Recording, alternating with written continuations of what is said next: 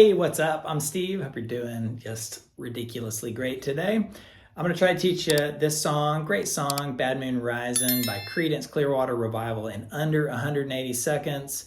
And to prove that you don't need more than that, let's just rock it. So you don't need a capo on this one, and you start off with a D major. Now that classic intro right there, I did a D major. Technically it goes to an A, to a G, and back to D. But if you can play the bar chord version of that, you get that high note right there, the A. So you're playing an A major, I use my thumb, you can use a bar chord, back to G, like that, and then D. So,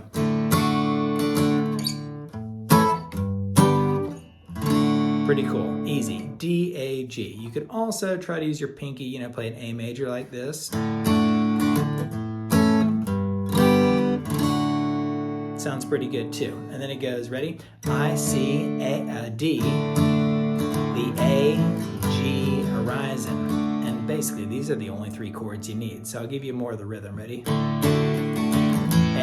G, D. One more time. D, A, G, D. D, I, C, A times today. Then it goes to G. Don't go around tonight, because it'll bound to take your life. D, A, G, to D.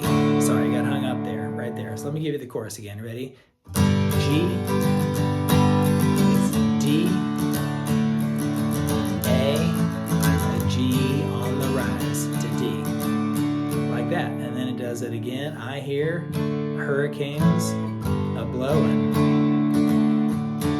Same thing over and over again, does the whole verse. Then it went to, when I did, give that little cool walk up there. You're on a D chord. So when it goes into the chorus, don't go around tonight, you go.